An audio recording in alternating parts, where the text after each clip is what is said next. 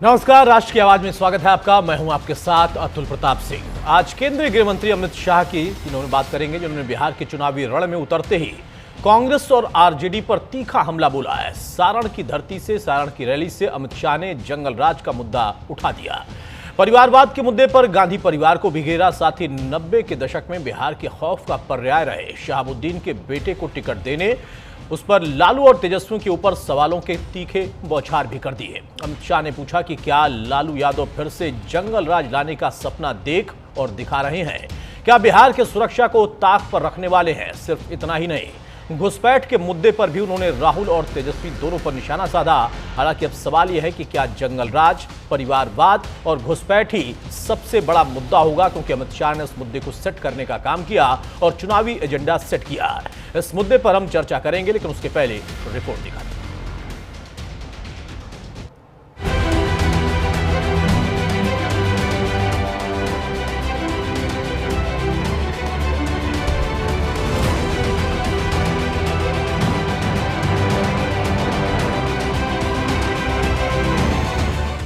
पटना में नीतीश से मुलाकात, चुनावी रणनीति पर बात और बिहार के मुद्दों पर 18 मिनट तक चली लंबी चर्चा के बाद केंद्रीय गृह मंत्री अमित शाह बिहार के चुनावी रण में उतरे तो सारण की रैली में सबसे बड़ा हमला कांग्रेस और आरजेडी पर किया।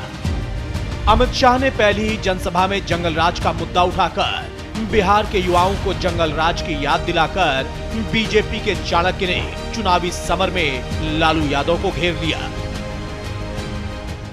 पूरे बिहार के युवाओं को 20 साल पहले ये लालू राबड़ी ने किस प्रकार से बांध में लेकर रखा था बिहार को, वो याद कराना हो तो छपरा सारण की भूमि से उचित जगह पूरे बिहार में और कोई नहीं है। जिस सारण की धरती से अमित शाह ने जंगल राज की बात कर लालू यादव पर हमला किया। लालू यादव ने अपने सियासी जीवन का पहला चुनाव बिहार के उसी सारण से लड़ा था। ऐसे में लालू परिवार को घेरने के लिए केंद्रीय गृह मंत्री ने सारण को ही चुना। सारण के लोगों को 90 के दशक की याद दिलाई। इसके साथ ही आरजेडी के पूर्व सांसद शहाबुद्दीन के बेटे ओसामा साहब को टिकट देने पर अमित शाह ने लालू और तेजस्वी यादव को घेर लिया। मैंने जनता दल की अभी आरजेडी की अभी सूची देखी है। वो सूची में शहाबुद्दीन के बेटे का नाम मैंने देखा है। मुझे बताओ, अगर आरजेडी आज भी शहाबुद्दीन के बेटे को टिकट दे तो बिहार सुरक्षित रह सकता है क्या? जोर से बोलो, रह सकता है क्या? शहाबुद्दीन के बेटे को टिकट देने पर अमित शाह ने सवाल इसलिए खड़े किए क्योंकि 90 के दशक में सिवान से आरजेडी के पूर्व सांसद का खौफ पूरे बिहार में था। शहाबुद्दीन पर कई हत्याएं, रंगदारी समेत कई गंभीर आरोप थे। 1997 में शहाबुद्दीन पर पहली बार छात्र नेता चंद्रशेखर की हत्या का आरोप लगा था। 2001 में प्रतापपुर गोलीकांड में शहाबुद्दीन का नाम सामने आया था। 2004 में सिवान में 3 भाइयों की तेजाब डालकर हत्या के आरोप भी शहाबुद्दीन पर ही लगे थे। बिहार के इस तेजाब कांड ने पूरे देश में सुर्खियां बटोरी थी। इसके बाद 2016 में पत्रकार राजदेव रंजन हत्याकांड भी शहाबुद्दीन का नाम उसमें भी शामिल था। हालांकि कोविड काल में जेल में ही शहाबुद्दीन की मौत हो गई थी, लेकिन इस बार बिहार चुनाव में आरजेडी ने शहाबुद्दीन के बेटे ओसामा को रघुनाथपुर से टिकट दिया तो बीजेपी को बैठे बिठाए लालू यादव को घेरने का मौका मिल गया।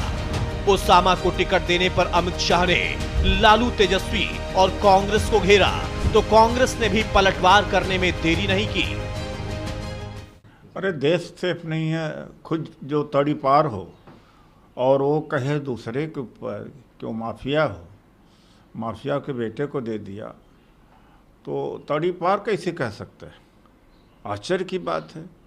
वो बात करे सुशासन की, लॉ एंड ऑर्डर की बात करे और जो गुंडागर्दी है उसके खिलाफ वो बात करे तो बात समझ में नहीं आती। शहाबुद्दीन को लेकर जब बिहार में सियासी गलियारे का पारा चढ़ा, तभी पटना के प्रबुद्ध वर्ग के सम्मेलन में पहुंचे गृह मंत्री अमित शाह ने कांग्रेस और राहुल गांधी पर भी बड़ा हमला किया। बिहार चुनाव में घुसपैठ का मुद्दा उठाकर अमित शाह ने राहुल गांधी पर घुसपैठियों का समर्थन करने का आरोप मढ़ दिया। घुसपैठिया बचाओ अभियान लेकर राहुल जी निकले हैं। मुझे पूरा सदन बताए जरा बड़े आवाज से, बिहार की मतदाता सूची में बांग्लादेशी घुसपैठियों का नाम होना चाहिए क्या? किस प्रकार की वाहियात दलीलें करते हैं और बिहार मान जाएगा? हम चुनाव आयोग की पहल का समर्थन करते हैं। घुसपैठ, जंगल राज और परिवार का मुद्दा उठाकर बिहार में जिस तरह गृह मंत्री अमित शाह ने कांग्रेस और आरजेडी के सवालों को कटघरे में खड़ा कर दिया, इससे सवाल भी खड़े होते हैं कि क्या शाह ने बिहार का चुनावी एजेंडा सेट कर दिया? बिहार में बीजेपी किन मुद्दों पर चुनाव लड़ेगी, क्या ये तय हो गया? Bureau report, news India. जी हाँ, तो बिहार में मुद्दों पर अब राजनीति और तेज हो जाएगी, क्योंकि अब सिर्फ और सिर्फ वोट का समय है। लेकिन उसके पहले कौन सा मुद्दा सेट होगा और सेट किया जाएगा, या फिर जनता उसके इर्द गिर्द अपने आप को ढूंढेगी या पाएगी, उस पर राजनीति के साथ साथ जब वोट कास्ट होगा तो उसका परिणाम भी नतीजों में दिखाई देगा। हमारे साथ कुछ खास मेहमान जुड़ेंगे। सबसे पहले इस वक्त मधुबाला जी, कांग्रेस की प्रवक्ता, जुड़ चुकी हैं। वो स्वागत है मधुबाला जी आपका। मधुबाला जी, अमित शाह ने वहां पर जिन मुद्दों का जिक्र किया उसमें जंगल राज भी है, परिवारवाद भी है, और सबसे बड़ा आज के दौर में घुसपैठ का भी मुद्दा है। आप लोगों ने बहुत सारे मुद्दे सेट करने की कोशिश की है, सुशासन है कि नहीं है, वहां बेरोजगारी कितनी चरम पर है, कितना रोजगार आप लोगों को देना है, लेकिन तीन चीजों का जिक्र करके बीजेपी ने, एनडीए ने, अमित शाह ने आप लोगों को घेर दिया है। घिरा हुआ महसूस कर रहे हैं या इसका जवाब माकूल है आप लोगों के पास? जी, सबसे पहले तो मैं ये आपको धन्यवाद देना चाहूंगी, बहुत अच्छे मुद्दे को उठाया है आपने। मैं तो ये कहती हूँ, घुसपैठिए गृह मंत्री के रहते हुए आए कहां से? सबसे पहले तो इस बात पे माननीय अमित शाह जी को इस्तीफा देना चाहिए। क्यों? क्या बिहार हमारे देश के अंदर नहीं आता? फेलियर है उनके गृह मंत्री होने का? ये घुसपैठिए इतनी बड़ी संख्या में हमारे आ गए, कहां से आई ये घुसपैठिए और कौन है ये घुसपैठिए? आप उनको शर्म आनी चाहिए। घुसपैठिए अगर आ गए हैं सचमुच में, तो ये उनकी नकारा सिद्ध हो रहा है, उनकी नकारापंथी सिद्ध हो रही है। कौन ये? भाई गृह मंत्री आप बहुत बड़ा कद रखते हैं पार्टी के लिए, सब कुछ वही तय करते हैं और कहते हुए शर्म नहीं आती घुसपैठिए की बात? बहुत शर्मनाक है। अब बात आई, दूसरा आपने कुछ पूछा था विकास की बात या बेरोजगारी की बात, तो मैं कहां से शुरू करूं? भ्रष्टाचार से, बेरोजगारी से, पलायन से 20 साल में बिहार को कितना पीछे कर दिया है मैं आपको बताती हूँ। घोटालों की बात मैं करूं, कहां से शुरू करूं और क्या कहूं? 20 साल जो है ये बिहार का विनाश काल रहा है। कहां बिहार की धरती, ज्ञान मोक्ष तप की धरती, गुरु गोविंद सिंह की धरती, बुद्ध की धरती, महावीर की धरती, और कहां लाके खड़ा कर दिया है। विकास की बात मैं करूं, मैं आपको बताती हूँ हमारा रैंकिंग क्या है विभिन्न स्तंभों पर। जो बिहार की स्थिति है, फिजिकल पिलर राजकोषीय स्तंभ में सबसे अंतिम रैंक 17वें स्थान पे है बिहार। इंफ्रास्ट्रक्चर पिलर, अधोसंरचना स्तंभ की बात करेंगे, सबसे अंतिम पायदान पे है बिहार, 17वें रैंक पे। फाइनेंशियल डेवलपमेंट पिलर 15वें रैंक पे है बिहार। सोशल पिलर 15वें रैंक पे है बिहार और गवर्नेंस पिलर 16वें रैंक पे है बिहार। मतलब कि केयर रेटिंग की रिपोर्ट जो है इस बात का ठोस प्रमाण है कि पिछले 2 दशकों में भाजपा जेडीयू गठबंधन सरकार ने बिहार को सामाजिक, आर्थिक और प्रशासनिक रूप से गहरे संकट में डाल दिया है। और अब मैं बात करती हूँ कैग की। कहाँ गया वो 70,000 करोड़ की जो गबन और धन के गबन के दुरुपयोग की कैग ने चिंता जताई? ये तो पहली बार हुआ हमारे देश में। मैं समझ रहा हूँ मधुबाला जी, बड़ी लंबी फहरिस्त है, इसीलिए मैंने पूछा ना कि आप लोगों ने इतने मुद्दे सेट किए, इतनी लंबी फहरिस्त आप लोगों के पास से आप गिना भी रही हैं। मुझे लगता है कि शायद अगर आपकी बात में और सुनता रहूं तो वक्त कम पड़ जाएगा मेरे पास भी। लेकिन उन्होंने 3 मुद्दों पर घेर दिया, मात्र 3 मुद्दों पर घेर दिया आप लोगों को। मनीष पांडे जुड़ चुके हैं हमारे साथ, प्रवक्ता बीजेपी के। मनीष जी, मधवाले जी ने कहा कि कहां से शुरू करें, इतनी लंबी फहरिस्त है, बुद्ध की धरती, इतना पुराना गौरवशाली इतिहास बिहार का, उसको बर्बाद कर दिया आप लोगों ने शासन में रहकर, सत्ता में रहकर। और 3 मुद्दों पर आप लोगों ने पूरे विपक्ष को घेरा है। वो कह रहे इन 3 मुद्दों पर जवाब मांगने का आप लोगों को हक नहीं है, जवाब देने का उन लोगों के पास समय नहीं है। वो बाकी मुद्दों पर आएंगे, कहेंगे उनका जवाब आप ढूंढते रहिए, हमें अपने सवालों का जवाब दीजिए।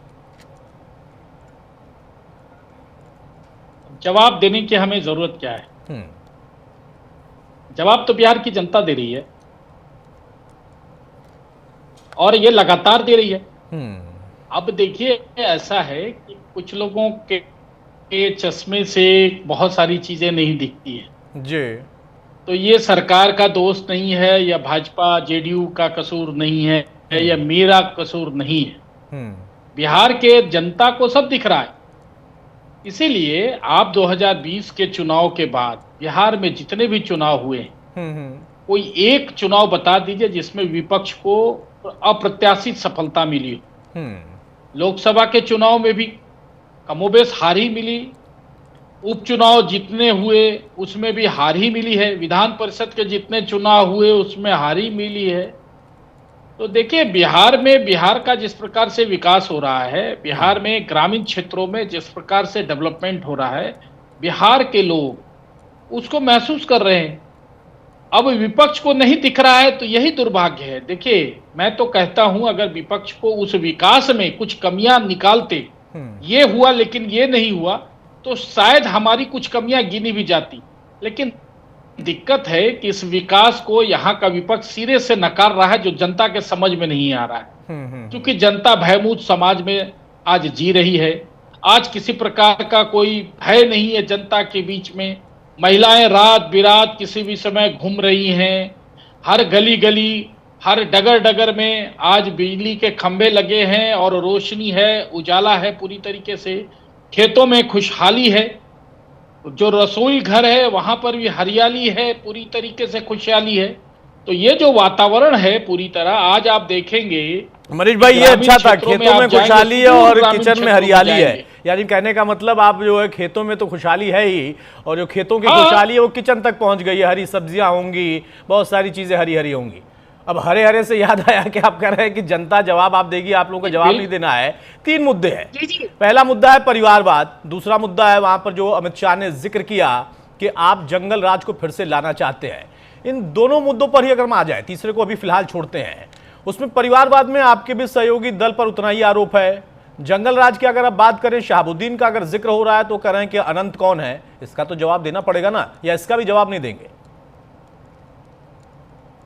सिर्फ अनंत नहीं, सुनील पांडे के बेटे, मैं तो अभी एक गिनाया, उन्होंने शहाबुद्दीन का है ना, मैंने एक अनंत गिनाया। हाँ मनीष भाई। नहीं, मैं आ रहा हूं। बिल्कुल जवाब तो उठेंगे ही। जब ऐसी घटनाएं होंगी तो सवाल उठेंगे ही, इस बात से इनकार थोड़ी किया जा सकता है। लेकिन देखिए, इन सब के पूरे परिदृश्य में अगर उठाकर देखें तो विषय क्या आता है? विषय आता है वही जंगल राज, और जंगल राज की वापसी को रोकना, संदर्भ यही है। सवाल यह उठता है कि बिहार की राजनीति में जब एक तरफ पूरी तरीके से, जिसको कहते हैं पूरे कुएं में भांग घुला हुआ है, एक तरफ की राजनीति वो चल रही है, और दूसरे तरफ की जो राजनीति है उस राजनीति को संतुलित करते हुए बिहार में अगर जंगल राज को रोकने का काम अगर जीतन राम मांझी जैसे लोग कर रहे हैं, अगर चिराग पासवान जैसे लोग कर रहे हैं, अगर उपेंद्र कुशवाहा लोग कर रहे हैं, तो इनका ध्येय क्या है? इनका ध्येय तो सिर्फ यही ना है कि बिहार का विकास हो। इनका संकल्प क्या है? संकल्प यही है कि बिहार डेवलप करे।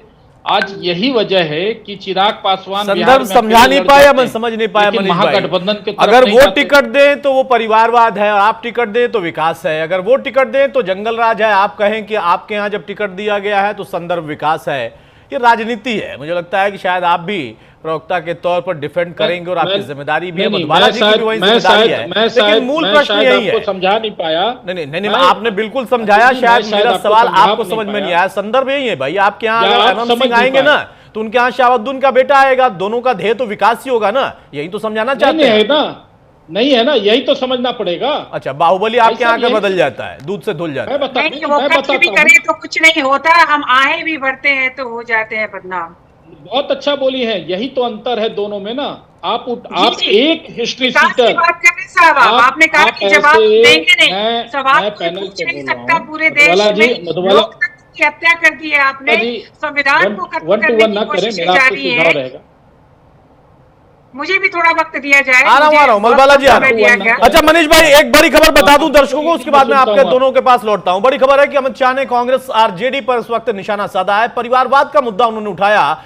परिवारवाद के जरिए उन्होंने कांग्रेस आरजेडी दोनों को घेरा है। कांग्रेस और आरजेडी परिवारवाद से ही चलते हैं, परिवारवादी लोग ही हैं, ये देश का भला नहीं कर सकते, ये कहना है अमित शाह का। यानी जो 3 मुद्दे थे उनमें से एक पर और ज्यादा फोकस कर दिया उन्होंने। बिहार जानता है, कांग्रेस पार्टी हो या राजद हो, वो परिवारवाद से चलते हैं। बिहार के किसी भी युवा में कितनी क्षमता है उसका कोई लेन देन नहीं है। उसको राजद का अध्यक्ष लालू जी के बाद उनका बेटा और उनके बाद तेजस्वी जी का बेटा बनने वाला है, पूरा बिहार जानता है। वहां पर भी है इंदिरा, जवाहरलाल नेहरू, इंदिरा जी, राजीव गांधी, सोनिया गांधी, अब राहुल गांधी। भारत के युवाओं को मौका मिलना चाहिए या नहीं मिलना चाहिए? क्या ये परिवार देश की राजनीति बदल सकते हैं? क्या ये परिवार देश की राजनीति में से भ्रष्टाचार निकाल सकते हैं? क्या ये परिवार जो चंद परिवार जाति के आधार पर बनाकर बैठे हैं वो देश को एक नंबर की विश्व में अर्थव्यवस्था बना सकते हैं क्या? बताइए मधुबाला जी, सवाल आपने सुन लिया या मैं फिर से पूछूं? जो बात कही अमित शाह ने, उन्होंने कहा कि ये बना सकते हैं क्या पूरे विश्व में भारत को सबसे जैसा विकसित की बात करें ना, ये क्या परिवारवाद पे बात करेंगे? ये बताएं जैसा के लिए क्या क्या किया इन्होंने, ये क्या परिवारवाद की बात करेंगे?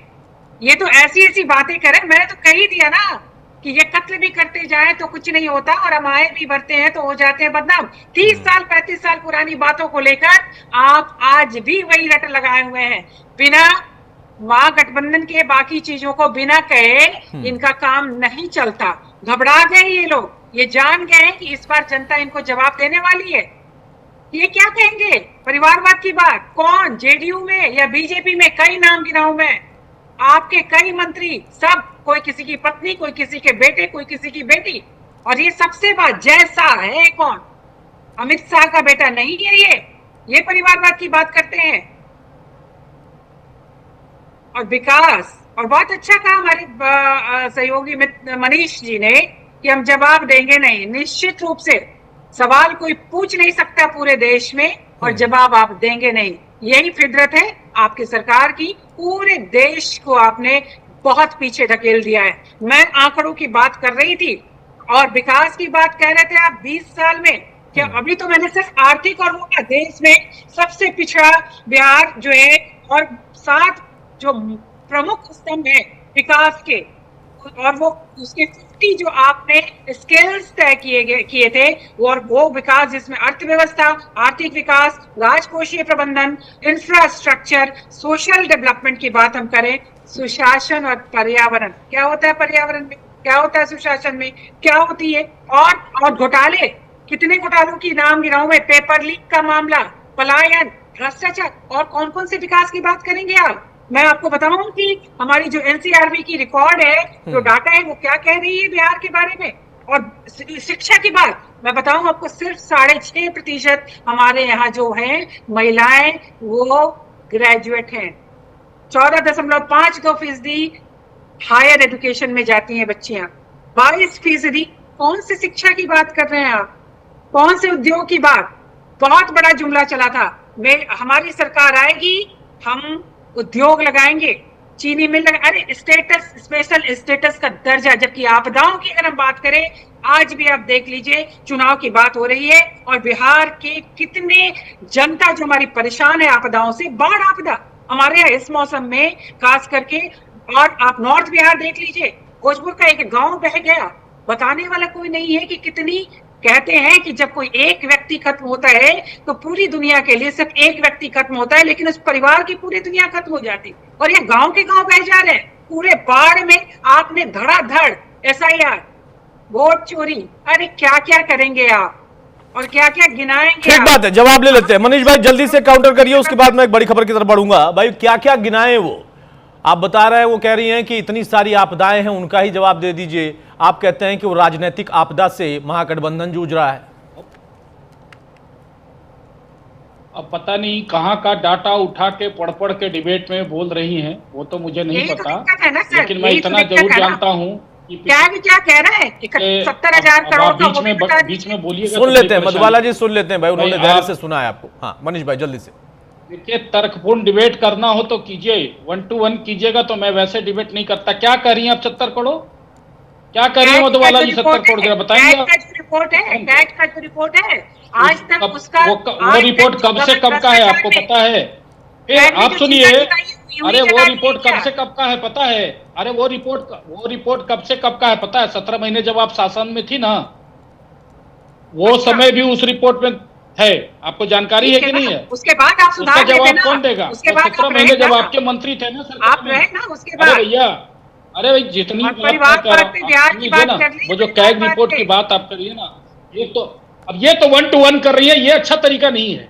मैं आपको धैर्यपूर्वक सुन रहा था, बोलने दे रहा था, और आप अभी बकर बकर कर रही है बीच में। मैं क्षमा तो चाहती महिला हूँ, होने का आपको ऐसा बुरा फायदा लगे मत तो मैं क्षमा चाहती उठाइए। हूँ। मैं ये कहना चाहता हूँ, नहीं बुरा नहीं लगा बिल्कुल। आप जब मैं डिसिप्लिन का जब पालन कर रहा हूँ तो आप भी कीजिए ना। बोलिए मेरे मनीष कहने भाई का बोलिए। मतलब यह है कि देखिए 2.5 करोड़ लोग बिहार में गरीबी रेखा से ऊपर, 2.5 करोड़ लोग बिहार में गरीबी रेखा से ऊपर आए। वह डेटा आपको तो दिखेगा नहीं। यहाँ पर बिजली के उपभोक्ताओं का 12 गुना। ठीक है, अब भाई इन्हीं को बुलवा लीजिए पहले बढ़िया से, और 2-4 मिनट इनको समय दे दीजिए, रख लें अपनी बात को। बोलिए मनीष भाई बोलिए, सुन रही हो मधुबाला जी, मैं बोलूं आपकी अगर समस्या अच्छा फिर कह रही है मैं बोलूं? अरे भाई मनीष भाई को बोलने तो दीजिए। मधुबाला जी वो कह रहे हैं थोड़ा सा तो बोल लेने दीजिए। बोलिए मनीष जी जल्दी से, थोड़ा सा समय की पाबंदी है भाई। आपको मैंने अभी एक जगह पूछा कि जिस आप कैग की रिपोर्ट, एक तो आप लोग संवैधानिक संस्था को मानते नहीं है, आप लोग संवैधानिक संस्था को कहते हैं, इसको तो देखिए इनकी बीमारी क्या है अभी समझ में आ गई। यही मुसीबत होती है। आप जरा दोनों लोग शांत हो जाए। एक बड़ी खबर बता दूं अपने दर्शकों को, शहाबुद्दीन के बेटे को टिकट देने पर बीजेपी ने लगातार सवाल उठाना शुरू कर दिया है। उसामा को टिकट देकर लालू सिद्ध क्या करना चाहते हैं, ये बड़ी खबर भी है कि वो आखिर क्यों वापसी चाहते हैं। जंगल राज के ऐसे शख्स को ही क्यों चुना गया जिसके पिता का इस तरीके का इतिहास रहा हो, या फिर वो पूरा इलाका और पूरी सरकार उस दौर की इसी से पहचानी जाती रही हो। बड़ी खबर यही है, शहाबुद्दीन के बेटे को टिकट देने पर बीजेपी एनडीए इस वक्त घोर आपत्ति कर रही है।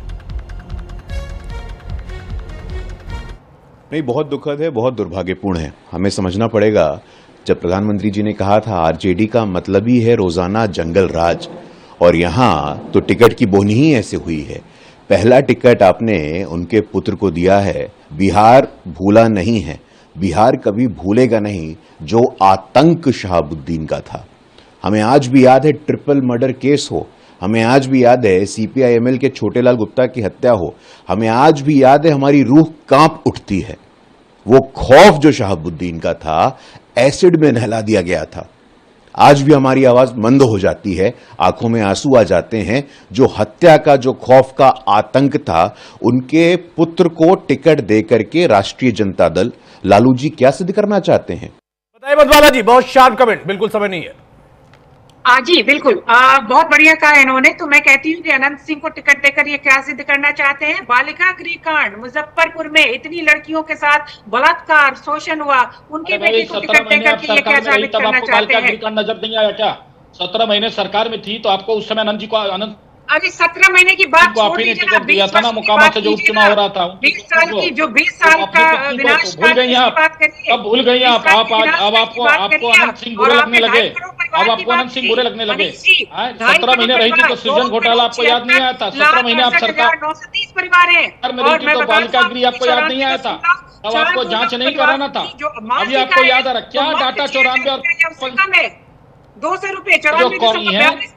आपके जमाने में बिहार की क्या बदहाली हुई थी? कितने सारे चीनी मिल थे, किसके जमाने में बंद हुए थे? ये सारे चीनी फैक्ट्री चीनी मिल किसके जमाने में फैक्ट्री बंद हुए थे? जितने विश्वविद्यालयों के हालत खराब हुए थे, शिक्षा के धरोहर ध्वस्त हुए थे, किसके जमाने में ध्वस्त हुए थे? अरे किसके जमाने में ध्वस्त हुए थे बताइए ना। कॉलेजों की, स्कूलों की जो स्थिति हालत खराब हुई थी, किसके समय में खराब हुई थी? मत कीजिए बिहार की जनता को। क्यों सत्ता परिवर्तन हुआ था बिहार में? इसीलिए ना आप लोगों ने पूरा। बहरहाल माफी चाहूंगा मनीष भाई, अब समय की थोड़ी पाबंदी और एक दूसरे को आप लोग ऐसे सिद्ध करते रहिए और सिद्ध कर दिया दोनों ने टिकट देकर। अब जनता को सिद्ध करना है। मैं तो इसमें सिर्फ पार्टियों नेताओं की बात नहीं करता हूं, मैं खुलकर इस बात को जरूर कहता हूं कि हाँ, यहां पर जनता को भी विकल्प अगर दिया जाता है इस तरीके का, तो उसका चुनाव करने से पहले सोचना होगा। राजनीति में आरोप प्रत्यारोप चलते रहते हैं, वो कहेंगे मेरा वाला थोड़ा कम खराब है, उनका वाला ज्यादा खराब है, ये कोई नई बात नहीं है। बहुत शुक्रिया मनीष भाई आपका, बहुत शुक्रिया मधुबाला जी आपका भी। तो जंगलराज और उसके साथ साथ सबसे बड़ा जो मुद्दा है परिवारवाद के इर्द गिर्द, वो यही है कि बिहार में फिर से वहीं वापसी ना हो जाए जंगलराज का दौर, और यही एजेंडा सेट करने की कोशिश बीजेपी एनडीए कर रही, और घुसपैठ उसमें बोनस का काम कर सकता है, ऐसा उनका मानना है। नमस्कार।